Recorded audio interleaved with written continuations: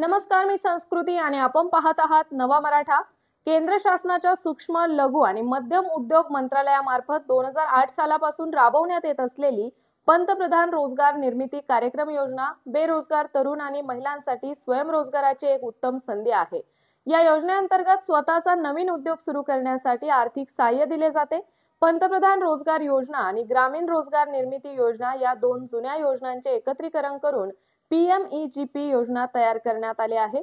या योजनेचा मुख्य उद्देश शहरी आणि ग्रामीण भागातील बेरोजगारांना उद्योजक बनण्यास प्रोत्साहन देऊन रोजगाराच्या संधी निर्माण करणे हा आहे। ग्रामीण भागात खादी ग्रामोद्योग आयोग आणि खादी ग्रामोद्योग मंडळ आणि शहरी भागात जिल्हा उद्योग केंद्र या योजनेची अंमलबजावणी करतात। तसेच या योजनेसाठी 18 वर्ष पूर्ण असलेला कोणताही भारतीय नागरिक अर्ज करू शकतो। यासाठी उत्पन्नाची कोणतीही मर्यादा नाही। उत्पादन क्षेत्रातील 10 लाखांवरील आणि सेवा क्षेत्रातील 5 लाखांवरील प्रकल्पांसाठी किमान 8वी उत्तीर्ण असणे आवश्यक आहे।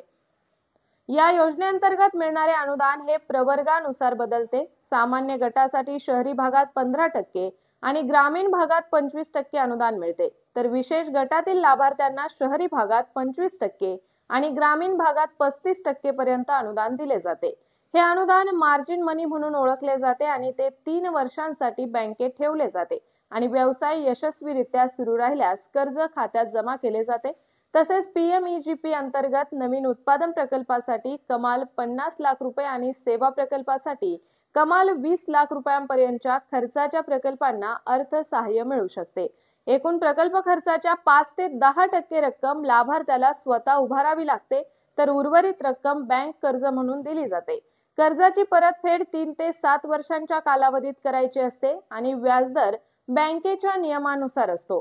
कर्ज मंजूर झाल्यानंतर लाभार्थ्याला उद्योजकता विकास प्रशिक्षण पूर्ण करणे अनिवार्य आहे। त्यानंतरच कर्जाचा पहिला हप्ता मिळतो। या योजनेसाठी अर्ज करण्यासाठी kviconline.gov.in या अधिकृत संकेतस्थळावर ऑनलाईन अर्ज करावा लागतो। अर्जासाठी पॅन कार्ड, आधार कार्ड, फोटो, शैक्षणिक पात्रतेचा पुरावा, जातीचा दाखला, जागेच्या मालकीची किंवा भाडे करार कागदपत्रे, प्रकल्प अहवाल, वीज बिल इत्यादी कागदपत्रांची आवश्यकता असते। या योजनेतून कृषी आधारित उद्योग, अन्न प्रक्रिया, हस्तकला, वस्त्रोद्योग, रासायनिक उत्पादने, सेवा उद्योग, वन आधारित उत्पादने अशा अनेक प्रकारच्या उद्योगांना कर्ज आणि अनुदान मिळू शकते। तर अशाच माहितीपूर्ण बातम्यांसाठी चॅनलला सबस्क्राइब नक्की करा।